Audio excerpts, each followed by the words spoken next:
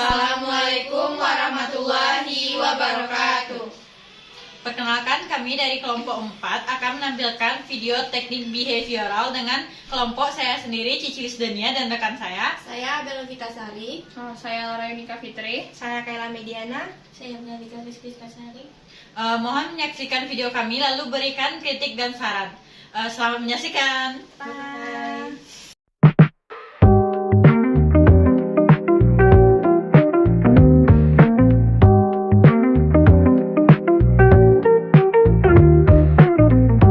Tokoh konseling behavioral. Beberapa tokoh utama dalam konseling behavioral adalah sebagai berikut. Ivan Pavlov pada tahun 1936.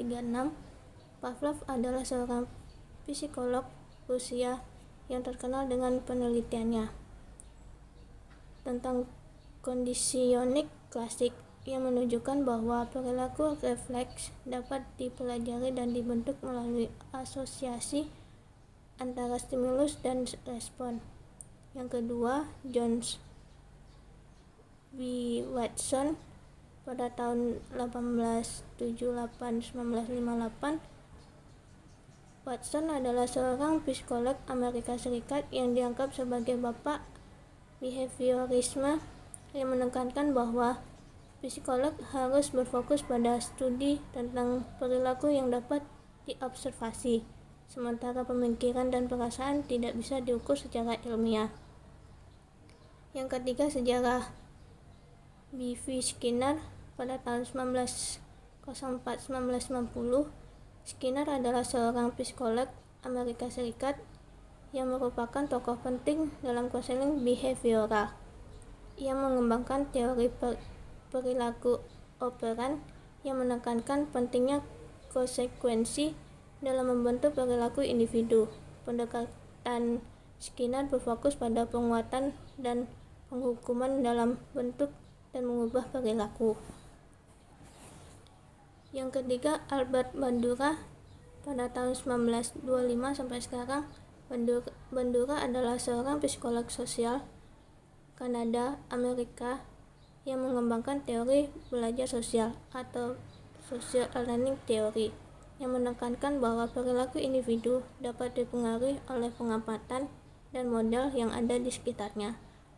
Bandura juga mengenal konsep self-fiction, yaitu keyakinan seorang terhadap kemampuannya untuk berhasil dalam suatu tugas. Yang kelima, Joseph Wolf pada tahun 1997.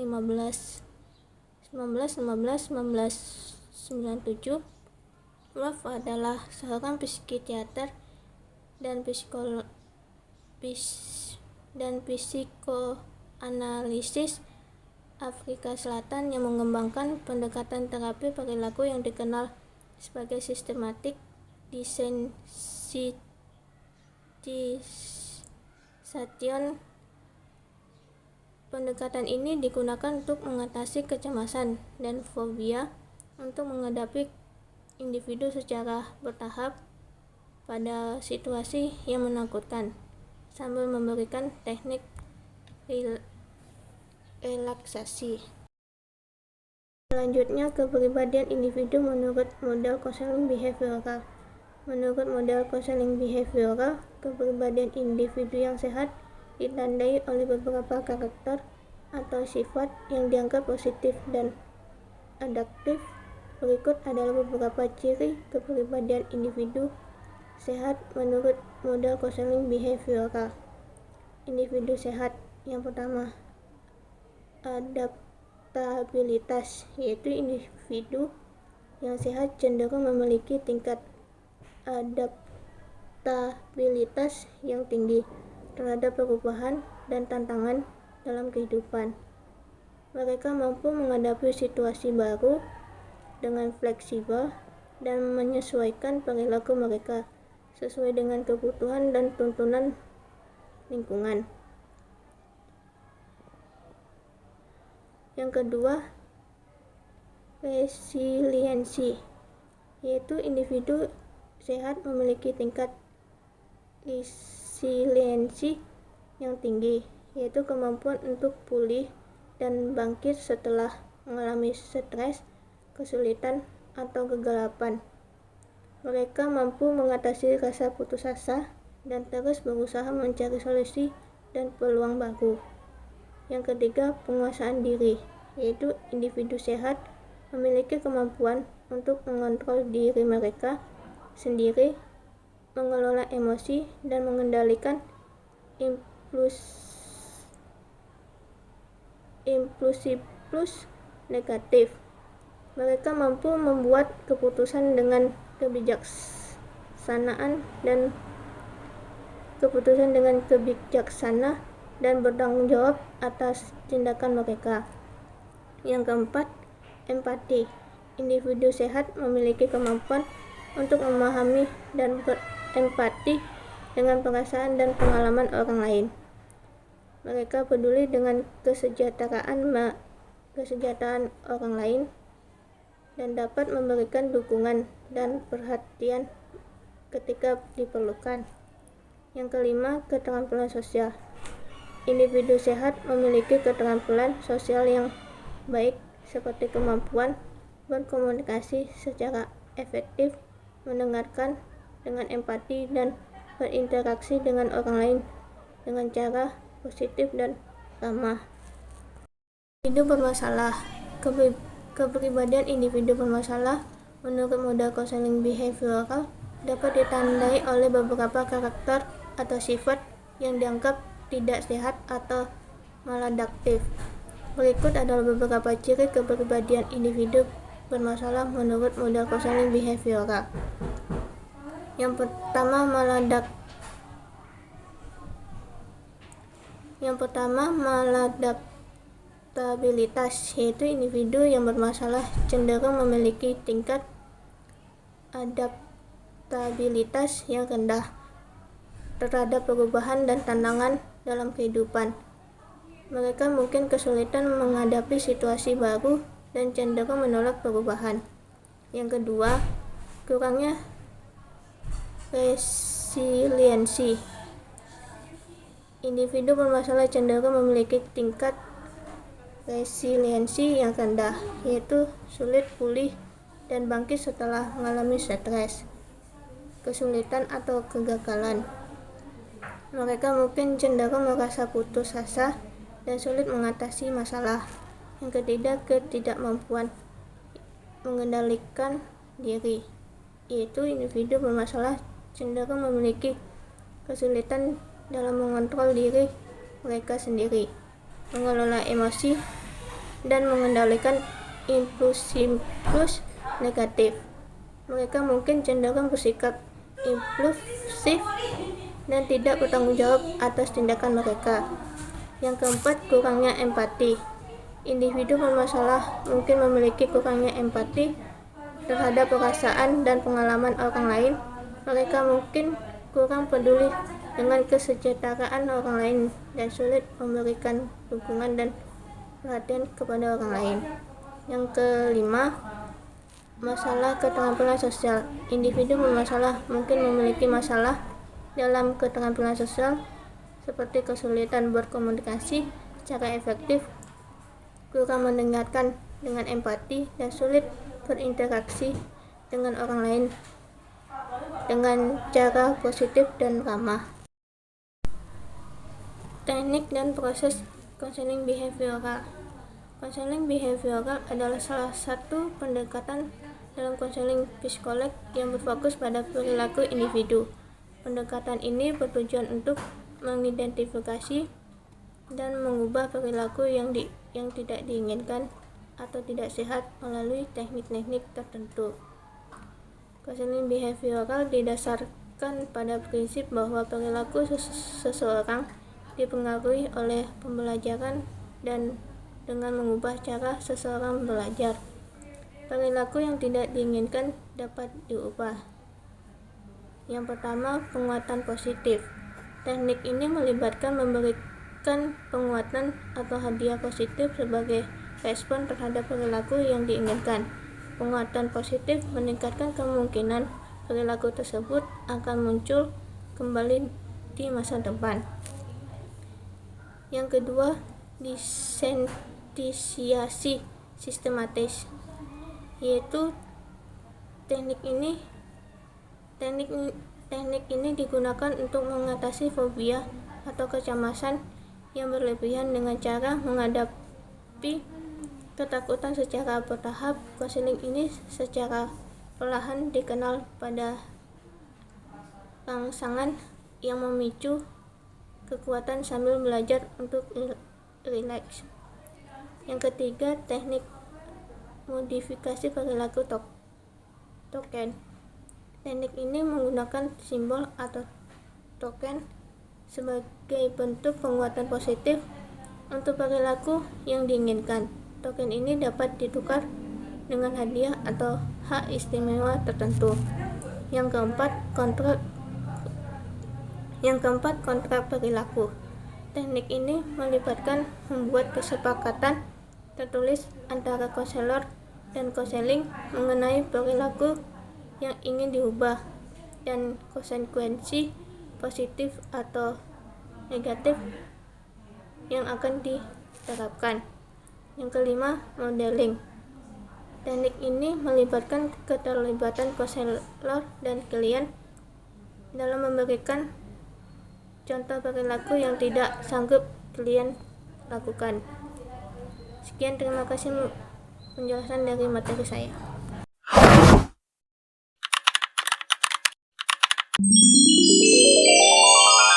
Assalamualaikum Bu. Waalaikumsalam. Silakan masuk. Makasih Bu. Silakan duduk. Di mana Bu? Di sini Bu. Baik Bu.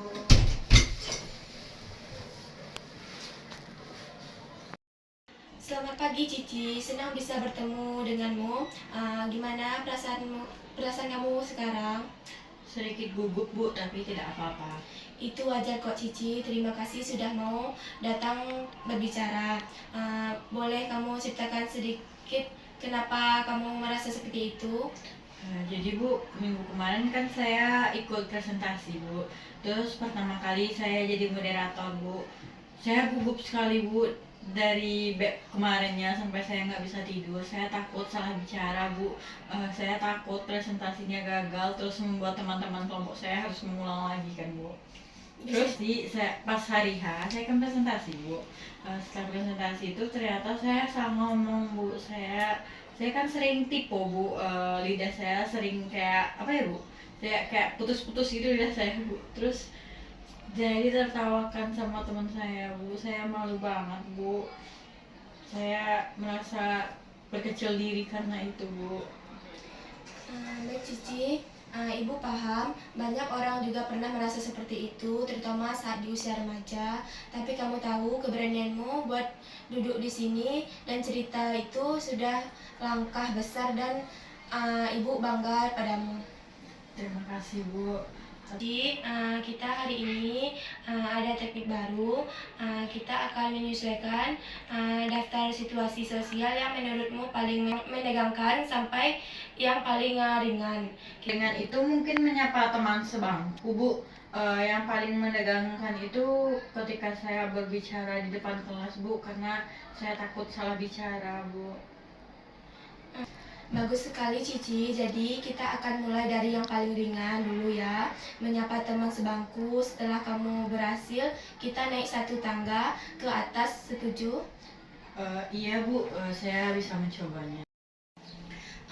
Sekarang kita akan membuat kontrak kecil. Misalnya kalau Cici menyapa teman selama 3 hari berturut-turut, kamu boleh memilih hadiah kecil, bisa istirahat lebih lama di ruangan BK, atau waktu santai menggambar, atau apapun yang kamu suka. Mau?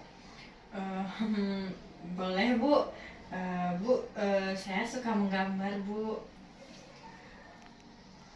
Sekarang Ibu akan menunjukkan bagaimana cara menyapa teman. Misalnya, hai, kamu udah ngerja tugas bahasa belum? Coba Cici perhatikan dulu, lalu nanti kita gantian ya. Oke? Baik Bu. Sekarang Ibu akan menunjukkan bagaimana cara menyapa teman. Contohnya, hai, kamu sudah mengerjakan tugas bahasa belum? Bisa Cici contohkan? Bisa Bu. Nah, sekarang Cici coba bayangkan ibu ini teman sebangku Cici. Halo, kamu udah ngerjain tugas bahasa belum? Itu bagus sekali Cici. Ibu tahu kamu berusaha keras dan itu luar biasa. Kita akan terus latihan ini ya. Iya Bu, saya akan terus berlatih Bu. Cici, minggu lalu kamu berhasil menyapa teman 4 kali ya. Wah, itu luar biasa. Kamu juga mulai berani ikut diskusi kelompok. Iya Bu, awalnya saya gugup Bu, tapi ternyata nggak seburuk yang saya bayangkan Bu. Iya. Itu karena kamu sudah membentuk kebiasaan baru, kita sebut ini sebagai modifikasi perilaku. Kamu mulai belajar menggantikan rasa takut dengan keberanian. Nanti saya juga pengen coba presentasi saya juga Bu, karena saya sudah mulai merasa berani Bu. Itu target selanjutnya kita akan tambahkan dalam tangga keberanianmu ya. Ibu yakin kamu bisa. Apakah masih ada yang ingin cerita Cici? Apakah ada lagi yang ingin Cici ceritakan kepada Ibu? Sudah tidak ada Bu. Baik Cici, bagaimana kita akan melanjutkan sesi konseling kita? Minggu ini saya penuh Bu, saya ada ngerjakan tugas kelompok Bu seminggu ini sama teman-teman saya Bu. Terus minggu depan bisa Bu? Bisa Cici. Terima kasih Bu atas waktunya Bu. Iya Cici. Cici, sampai jumpa di minggu depan ya Cici. Iya Bu, terima kasih Bu. Sebentar Cici.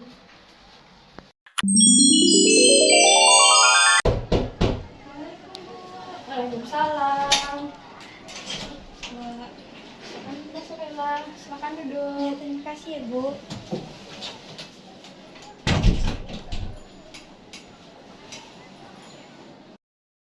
Selamat pagi Haila. Bagaimana perjalanan Haila menuju ruangan Ibu? Pagi Bu. Tadi saya diantar sama teman saya Bu, karena saya takut sendirian Bu. Terus bagaimana perasaan Haila hari ini? Kalau boleh jujur Bu, sedikit gugup Bu. Ya apa-apa Haila, merasa gugup itu wajar. Bisa Haila ceritakan lebih lanjut? Jadi gini Bu, kalau boleh kayak cerita, dari dulu tuh kayak nggak tahu persisnya gimana ya Bu, tapi sejak dulu tuh rasanya kalau apapun yang kita lakukan tuh harus bersama orang lain. Misalnya kalau kita lagi mau keluar belanja ataupun kalau lagi makan di luar tuh kita harus ditemani orang Bu. Bahkan kalau kita keluar cari angin pun kita harus sama orang lain. Kalau sendirian tuh kayak merasa kalau nanti tuh kayak kenapa-kenapa atau nanti di jalan ada apa-apa gitu Bu. Jadinya tuh kayak gugup terus kayak cemas aja gitu Bu. Ibu bisa memahami perasaan cemas yang Haila rasakan. Jadi ada ketakutan dan sensasi fisik yang tidak nyaman saat sendirian di luar ya. Bisa Haila berikan satu contoh aktivitas paling sederhana yang Haila rasa tidak mungkin dilakukan sendiri? Contohnya itu mungkin kayak beli pulsa aja nih Bu, ke konter. Mungkin dekat tuh dari rumah Kaila Bu, tapi kayak lebih milih nunggu ama Kaila datang ataupun suruh kakak Kaila yang belikan tas, soalnya takut nanti orang konternya nanya-nanya gitu Bu, atau pas di jalan kenapa-kenapa gitu. Terima kasih atas contohnya yang sangat jelas ya Haila. Ini adalah sebuah pola perilaku dan pikiran yang bisa kita ubah bersama-sama ya, secara perlahan dan bertahap. Apakah Haila bisa bersedia untuk mencobanya? Boleh Bu, kayak mau coba. Soalnya kayak juga lelah kan Bu, kalau bergantungan terus sama orang sekitar kita. Haila, minggu depan kita sudah mengidentifikasi permasalahan yang sedang Haila hadapi. Sekarang kita akan membuat daftar situasi yang membuat Haila merasa cemas, dari yang paling ringan sampai yang paling berat ya. Sebelumnya Bu, daftar seperti apa itu ya Bu? Kita buat bersama, coba Kaila sebutkan aktivitas apa yang bisa Kaila lakukan sendiri, dan kita urutkan tingkat kecemasannya dari 1 sampai 4. Contohnya itu kalau berdiri di teras rumah sendirian kayak sekitar 5 menit, terus berjalan ke ujung gang, terus kembali lagi dari ujung gang rumah kita sampai ke ujung rumah kita kan Bu. Terus membeli minuman di warung depan gang, lalu naik ojek online ke toko buku. Bagus sekali daftarnya ya Kaila. Nanti kita akan pasangkan setiap langkah dengan teknik relaksasi, pernafasan dalam yang akan Ibu ajarkan, sehingga kecemasan Kaila perlahan menurun. Iya Bu. Selanjutnya, untuk memotivasi Kaila, kita akan gunakan teknik pertama, yaitu teknik modifikasi, dan setiap kali Kaila berhasil menyelesaikan suatu langkah dari daftar tadi. Baik Kaila, sekarang kita akan coba mempraktikkan teknik relaksasi. Setiap Kaila akan melakukan aktivitas, coba Kaila tarik nafas, lalu Kaila hembuskan. Sekarang Kaila coba tarik nafas lagi, lalu Kaila hembuskan, sampai Kaila merasa benar-benar merasa tenang. Kaila contohkan Bu. Ya Kaila.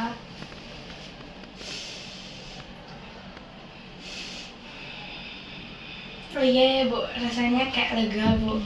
Selanjutnya, untuk memotivasi Kaila, kita akan gunakan 2 teknik lagi. Yang pertama, teknik modifikasi perilaku token.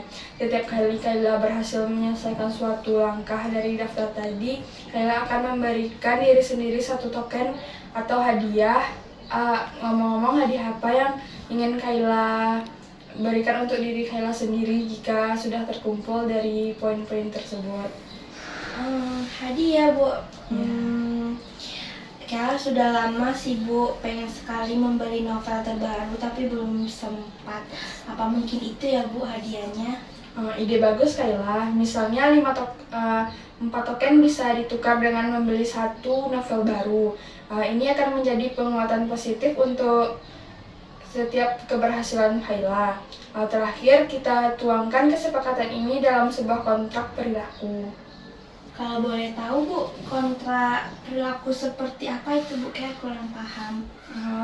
Kontrak antara Kaila dengan diri Kaila sendiri dan Ibu sebagai saksinya. Isinya adalah komitmen Kaila untuk mencoba melakukan aktivitas dalam daftar dan komitmen untuk memberikan hadiah pada diri sendiri saat berhasil. Ini untuk memperkuat niat Kaila. Bagaimana Kaila setuju? Jadi kalau setiap langkah kecil yang kecil Kaila itu akan dihargai ya, ya Bu. Kaila setuju sih Bu, rasanya lebih menantang apa gimana gitu Bu. Itu pencapaian yang luar biasa Kaila. Ibu sangat bangga dengan usaha Kaila. Langkah pertama yang langkah yang menantang, yang paling menantang. Bagaimana dengan langkah ketiga, membeli di warung? Nah itu sih Bu yang paling saya takuti. Saya takut harus bicara dengan penjualnya. Saya takut, lebih ke bingung Bu, mau suaranya nanti gemetar terus ditanyain kenapa. Saya takut Bu. Itu kekhawatiran yang wajar Kaila. Untuk ini kita bisa gunakan teknik modeling. Bagaimana kalau kita bermain peran sekarang? Anggap saja Ibu penjual di warung dan Kaila adalah pembelinya. Kaila tidak perlu sempurna, cukup coba saja. Oke Bu, kalau gitu Kaila coba ya Bu ya. Selamat pagi. Selamat pagi Mbak, cari apa? Pagi Bu, mau beli air mineral Bu, 1. Lihat, sederhana saja kan? Sekarang giliran Kaila. Oh iya Bu, ternyata begitu saja ya, tidak semenakutkan yang saya bayangkan di kepala saya. Saya akan coba lakukan sendiri mulai besok Bu. Tepat sekali Kaila. Kadang apa yang kita takuti dalam pikiran kita jauh lebih besar daripada kenyataannya. Lanjutkan usahanya ya Kaila. Ingat, 1 langkah setiap kalinya. Oke Bu, Kaila pasti akan ingat Bu. Baik Kaila, bagaimana perasaan Kaila setelah melakukan konseling ini? Mulai sedikit lega Bu rasanya. Baik Kaila, bisa Kaila simpulkan apa yang Kaila dapat pada konseling kita hari ini? Ternyata Bu, kalau dipikir-pikir lalu dicoba kan Bu, dari teknik yang Ibu berikan ke saya itu kayaknya mudah Bu. Selanjutnya saya akan coba sendiri Bu. Baik Kaila, itu langkah yang bagus. Baik, bagaimana Ibu dapat menemui Kaila lagi untuk kita melakukan konseling? Kayaknya minggu besok bisa nggak sih Bu? Soalnya soalnya lusa saya ada kerja juga sih Bu, ada janji sama teman. Jadi kalau minggu depan nggak apa-apa Bu. Baik, nanti Ibu atau Kaila WA saja kapan kita bisa melakukan konselingnya lagi. Terima kasih banyak ya Bu, sudah banyak membantu Kaila. Iya Kaila. Terima kasih telah menyaksikan video kami. Kami mohon maaf atas kekurangan dan kesalahannya. Sekian dari kelompok kami akhiri dengan Assalamualaikum warahmatullahi wabarakatuh.